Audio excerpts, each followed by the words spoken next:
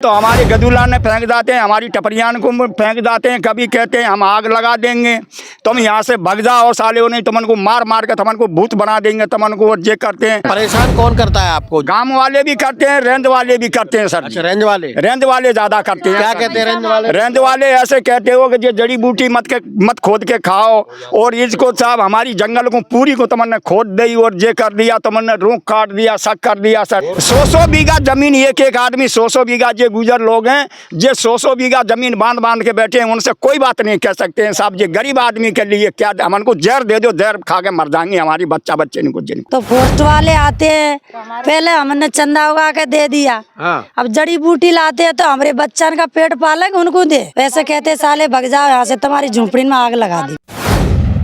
क्या आपको पता है जब जंगल और जमीन के लिए आंदोलन करने वाले लोगों को अब जंगल से भी खदेड़ा जाएगा? क्या आपको पता है जंगल में रह रहे वनवासियों को अब फॉरेस्ट के लोग जंगल से खदेड़ रहे हैं? ये बात मैं क्यों कह रहा हूँ, क्योंकि मैं नितनवास गांव के पास में यहाँ कुछ वनवासी लोग यहाँ रहते हैं, उन्हीं के पास वहाँ पर हूँ, जिसे धनकई कहा जाता है। दरअसल मामला ये है कि यहाँ पिछले 5 से 6 साल से यहाँ अपना जीवन यापन कर रहे हैं और रह रहे हैं। ये छोटी सी झोंपड़पट्टियों में ये बसते हैं और यहाँ ज़मीन में से जड़ी बूटी खोदते हैं और इनको बेचते हैं और इसी से अपना जीवन यापन करते हैं। दिक्कत इनको ये आ रही है यहाँ पर कि फॉरेस्ट के अधिकारी, विजयपुर में लगता है ये, तो फॉरेस्ट के अधिकारी यहाँ आते हैं और इनको भगाते हैं, इनकी झोंपड़पट्टियों को मिटा देते हैं। ये करते क्यों हैं? क्योंकि ये इनसे हफ्ता वसूली की मांग करते हैं। इससे पहले भी कोई रहे तो उन्होंने ले लिया और इनको परेशान नहीं किया, लेकिन जैसे ही ट्रांसफ़र हुआ इनके साथ परेशानी खड़ी हो गई। वाजिब है वो परेशान कर सकते हैं क्योंकि ये फॉरेस्ट की ज़मीन है, ये बात मैं कह रहा हूँ। लेकिन सवाल है हमारे कुछ उन्हीं से, और हालांकि हम उनको फ़ोन करेंगे, बात भी करेंगे उनसे, लेकिन सवाल ये है कि फॉरेस्ट की ज़मीन में ये तो 4 झोंपड़पट्टी बनी हुई है महोदय, आप हटाने आ गए। हजारों बीघा जमीन यहाँ पास में जिसमें फसल खड़ी है और धन्ना सेठों का कब्जा है, आप वहाँ क्यों नहीं जा रहे? सवाल है, क्या वो धन्ना सेठों की फसल आपकी हफ्ता वसूली पे खड़ी है? क्या वो धन्ना सेठों के यहाँ जाना आपको वाजिब उस वजह से नहीं होता क्योंकि आपकी विजयपुर में ही जेबें भर दी जाती हैं? क्योंकि आप गरीबों को तो खदेड़ सकते हो, लेकिन मुख्यमंत्री की एक बात याद है कि कोई भी कोई भी देश का व्यक्ति जो बचना नहीं चाहिए जिसको पक्का घर रहने के लिए नहीं हो। इनके पास तो घर भी नहीं है साहब, झोंपड़पट्टियों में रह रहे हैं। मुख्यमंत्री तो एक बार कह रहे हैं कि हर किसी को घर देंगे, पक्का मकान देंगे, रहने के लिए छत देंगे, सारी व्यवस्थाएं देंगे, लेकिन लोग तो झोंपड़पट्टियों में नहीं बसवा रहे हैं। समस्या इनको कब से है, क्या है, इनसे कुछ लोगों से जान लेते हैं। पहले मेरे साथ कुछ व्यक्ति हैं, महिला हैं, इनसे जान लेते हैं। क्या नाम है आपका? राजंती। अच्छा, क्या दिक्कत आ रही है आपको यहाँ रहने में? हमें यही दिक्कत है सर, हम 5-6 साल से रह रहे हैं यहाँ पे। तो पोस्ट वाले आते हैं, पहले हमने चंदा उगा के दे दिया, अब जड़ी बूटी लाते हैं तो हमारे बच्चन का पेट पालेंगे उनको दे हैं, तो वे आते हैं हमको परेशान करते हैं। गांव वाले भी करते हैं परेशान, पोस्ट वाले करते हैं, वैसे कहते साले भग जाओ यहाँ से, तुम्हारी झोपड़ी में आग लगा देंगे।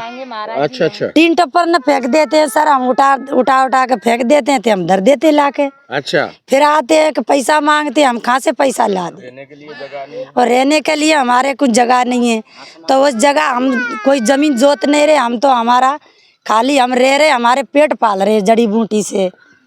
जंगल में रह रहे हैं कि वो केवल पेट भर रहे हैं? क्या कह रही थी आप? हम ऐसे ही बोल रहे थे महाराज जी, जे बच्चन को का खिलाएंगे, नेक जमीन हो जाती तो हम भी पेट पाल लेते, हम भी कच्चू रहने के लिए कच्चू जगह कर रहे हैं, जड़ी बूटी कर रहे हैं, वन से भर रहे हैं पेट, वन से बेच के। ये बोला तो कहीं यार तो बोलता जड़ी बूटी यो से पेट भर रहे हैं। और यहाँ कुछ लोग हैं, क्या नाम है सर आपका? मालिक राम जी, क्या दिक्कत आ रही है आपको, क्या परेशानी आ रही है? दिक्कत ये है साहब, पुलिस वाले आते हैं और बजा देते हैं। क्या कहते हैं? झोपड़ी में टाल देते हैं। तो कहते हैं दिक्कत नहीं आएगी, पैसे ले जाते हैं, उसके बाद फिर परेशान करते हैं। अच्छा, ये पहले कोई पैसे दिए हैं आपने? पहले पैसे दिए। अच्छा, फिर परेशान नहीं कर रहे थे?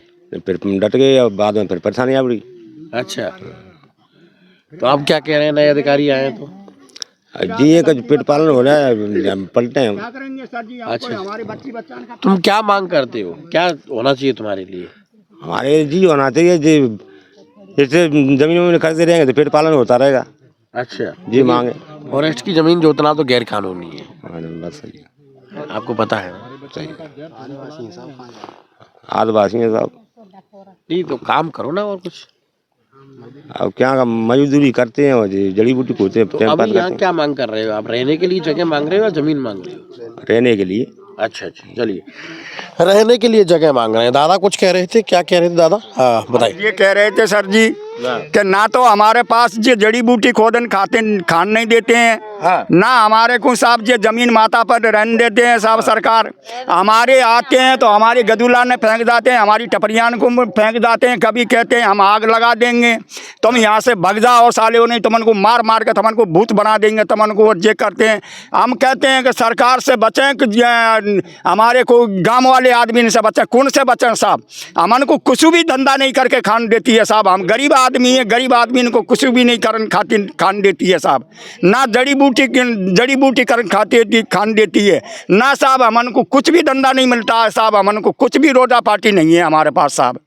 इसकी वजह से साहब आपको धन्यवाद करके हम मांग रहे हैं कि हमन को ज़्यादा भी नहीं तो हमन को रहने को हमन को ज़मीन तो देनी चाहिए, कम से भी कम नहीं तो घर टपरिया नहीं बनाने दें तो हमन को रहने की तो ज़मीन देना चाहिए। तो सरकार भी नहीं बनाने देती है तो गांव वाले भी हमारे पास चढ़वे को आते हैं, मारवे को आते हैं, लठ ले लेकर के साले होगा यहाँ से भग जाओ तुम, नहीं तो हम मार देंगे, हमारा जंगल है और हमारी छेरी बकरियां को चराते हैं साहब। तो हमारी कोई सुनवाई नहीं करता सर जी। हमारी भी कोई सुने तो हमारी भी कोई आत्मा की अच्छा, सुने। परेशान कौन करता है आपको? गांव वाले भी करते हैं, रेंज वाले भी करते हैं सर जी। अच्छा, रेंज वाले? रेंज वाले ज्यादा करते हैं। क्या कहते हैं रेंज वाले? रेंज वाले ऐसे कहते हो कि ये जड़ी बूटी मत खोद के खाओ, और इसको साहब हमारी जंगल को पूरी को तुमने खोद दी और ये कर दिया, तुमने रूख काट दिया, शक कर दिया सर जी। अब क्या करें हम साहब?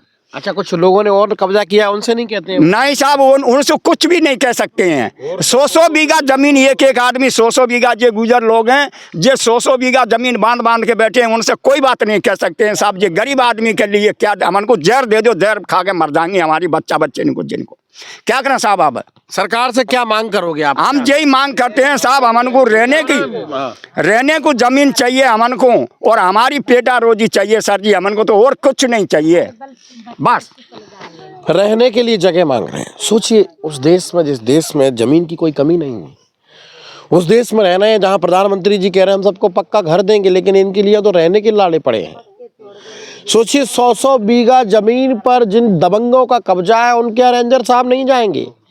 इन गरीबों की 10-15 झोपड़ियाँ जो 5 साल से यहाँ बनी हैं, जो ये जड़ी बूटी खोद कर, ये जड़ी बूटी ये खोदते हैं जंगल में और इसको फिर बेच के ये पेट भरते हैं। सोचिए वनवासी अगर ये नहीं करे तो कहाँ से खाएगा?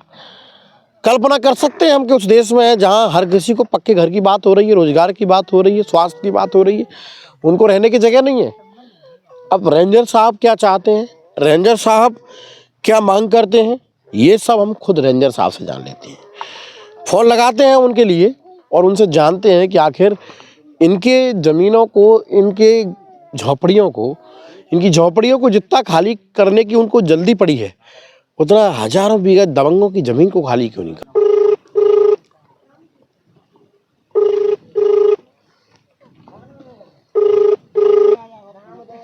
आप जिस व्यक्ति को कॉल के लिए फ़ोन मिलाया तो फ़ोन रिसीव नहीं हुआ है, लेकिन फ़ोन उठेगा उनका।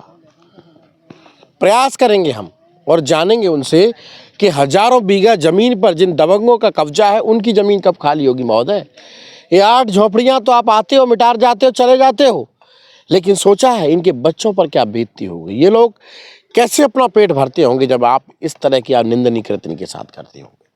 ये बात मैं मानता हूँ कि फॉरेस्ट की ज़मीन पर कब्जा करना अवैध है, लेकिन इन्होंने ज़मीन जोती नहीं है, इन्होंने घर झोपड़ियाँ बना ली हैं, रहेंगे। स्थायी मकान नहीं बनाया, स्थायी अतिक्रमण नहीं किया है, पेट भरने के लिए।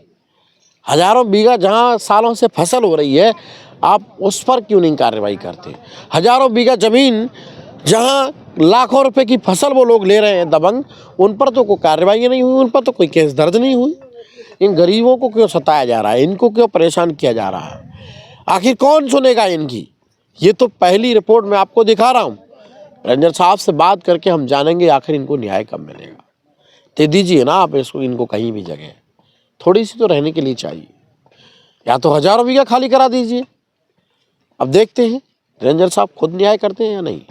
फिलहाल अभी रिपोर्ट देख रहे होंगे आप तो शेयर कर दीजिए। ये रिपोर्ट जाना चाहिए प्रधानमंत्री और मुख्यमंत्री के पास, ताकि इन गरीबों को रहने के लिए झोपड़ी मिल जाए यार, छत तो छोड़िए, इन गरीबों को सोने के लिए 4 गज जमीन मिल जाए। ये वाजिब सवाल है मेरा, क्योंकि आप उस देश में जी रहे हैं आज़ादी के 75 साल बाद, जहाँ रहने के लिए बसेरा नहीं है, रहन बसेरा नहीं देख पाए अपन। फिलहाल मुझे दुख होता है कि ऐसे भी लोग जहाँ निवास करते हैं, एजुकेशन तो छोड़िए, कहाँ से मिलेगी इस जंगल में इनको एजुकेशन, इनको रहने के लिए जगह नहीं, कैसे देश तरक्की करेगा, इन पर कौन सुनेगा। मंचों से भाषण और मंचों से घोषणाएं करने से इस देश की तस्वीर बदलने वाली नहीं है। इस देश की तस्वीर बदलेगी ऐसे लोगों की समस्या सुनना और इनको निपटारा करना। फिलहाल ये रिपोर्ट कैसी लगी है आपको, अपनी कमेंट बॉक्स में प्रतिक्रिया जरूर दें। मिलते हैं फिर अगले एपिसोड में कैमरा पर्सन प्रताप के साथ, ब्यूरो रिपोर्ट लोक नायक न्यूज पाड़कर।